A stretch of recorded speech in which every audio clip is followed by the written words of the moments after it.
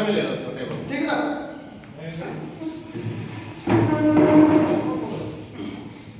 Sir जैसे कि हम जानते हैं कि सीपीआर का मतलब होता है कार्डियोपल्मोनरी रेसिस्टेशन।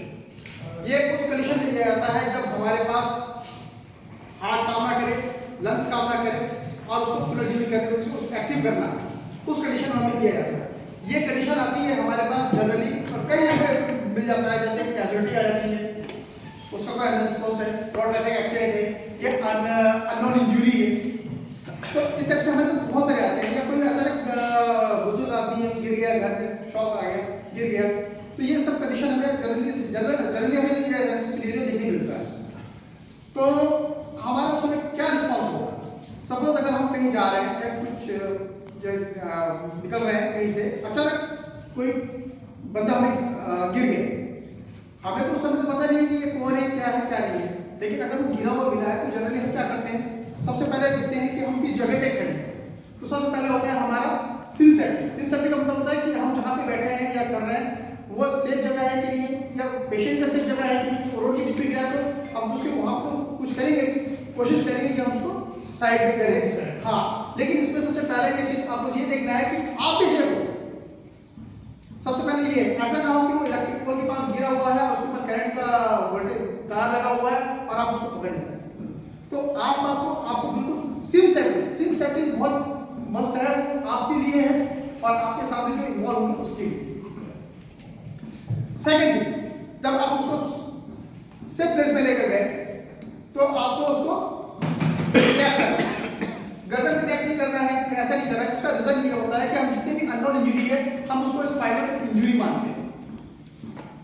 स्पाइनल इंजरी के कारण हम उसको ज्यादा हिलाना नहीं, उसको हमें टैप करना है।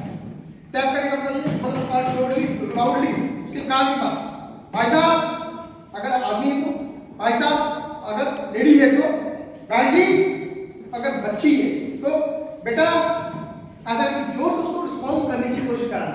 अगर इसके वो रिस्पॉन्स आपके वॉइस को रिस्पॉन्स नहीं करता, उस कंडीशन में आपका काम बनता है इमीडिएटली आपको अगर पता नजर लगानी है कि अगर कोई है कि नहीं।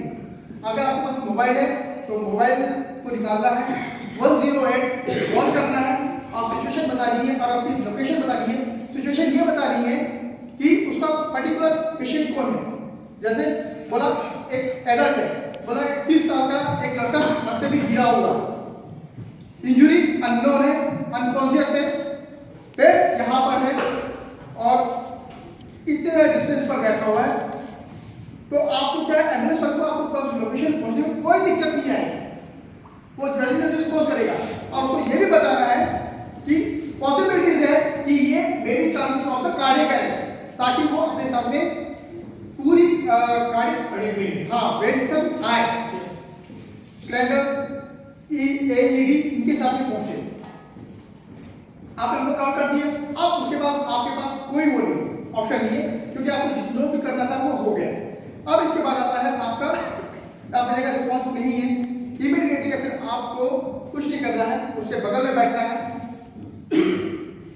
अपनी उंगलियों को उसके कैरोटिड पल्स के ऊपर रखनी है, अपनी जो चेहरा है उसके नाक के पास लेके जाना है और इस लाइन से आपको उसकी चेस्ट की लेवल को देखना है कि उसमें मूवमेंट हो रहा है कि नहीं हो रहा है। सांस की फीलिंग महसूस करनी है कि उसकी सांस आ रही है कि नहीं आ रही है।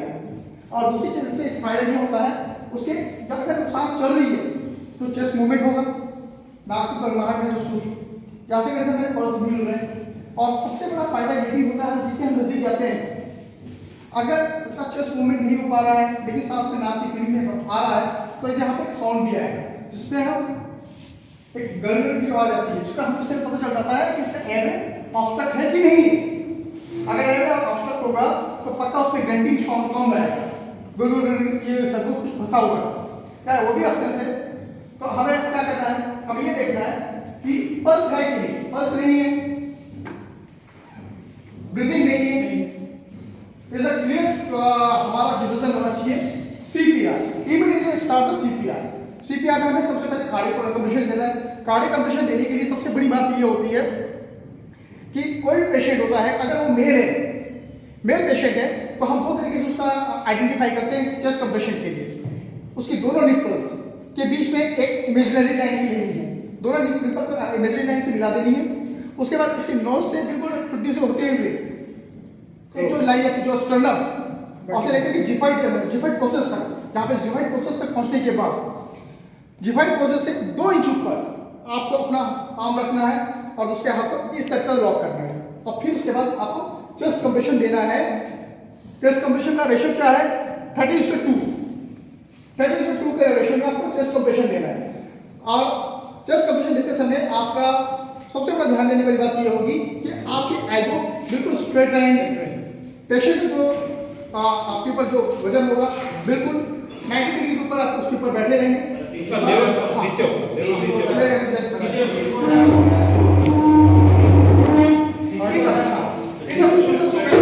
पेशेंट के राइट या लेफ्ट जो भी आपको सुटेबल होता है, आपको कोई ऐसा गाइडेंस नहीं है।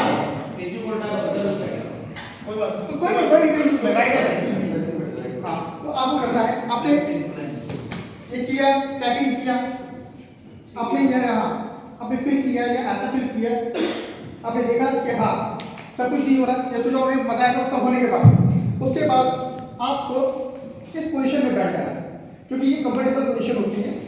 आपने हाथ को इस तरह से लॉक करना है सर जो मैंने बताया था। हाँ इससे करने के लिए एक बार एयर पे क्लियर करना है। नहीं वो तो है सर, सर उसमें मैं बताता हूँ सर कारण क्या है। अगर आप इतना करेंगे तो आपका ये देखिए वो उस पर टाइम लगेगा। उसका मैं मुझे एनेस्थेटिक नहीं बताया था इसलिए मैं बता रहा हूँ। जब आप उसको कंप्रेशन देना शुरू करते हैं 30 तो ये आपका ये पोजीशन ये होता है। जब आपने 30 कंप्रेशन कर लिया उसके बाद आप उसका नोज पिंच करते हैं, मुंह खोलते हैं, इस बीच में आपको उसमें कुछ दिखाई देता है, साफ किए देन उसके 2 ब्लो मुंह में देना है। इसलिए मैं बोल रहा हूँ क्योंकि अगर कोई ऑब्स्ट्रक्शन होगा तो कंप्रेशन के कारण वो चीज़ बैकग्राउंड में प्रेशर मारेगा, वो बाहर का होगा। अब एक चीज हमने ये भी सुना है जब हम पहले पढ़ते थे कि हमें हेड टिल्ट करना है। हेड टिल्ट नहीं करना है सर क्योंकि हम ऑलरेडी इसको मार चुके हैं स्पाइनल कॉर्ड इंजरी, इसलिए हेड टिल्ट का काम नहीं करना है। अगर आप कर सकते हैं तो 2 मेन्यू में कर सकते हैं, चिन लिफ्ट का कर सकते हैं या फिर इसमें 2 प्रोसेस कर सकते हैं, चिन लिफ्ट, जॉ थ्रस्ट। उसे जॉ थ्रस्ट करने से फायदा ये होता है कि आपका टंग फॉल होने से बच जाता है सर।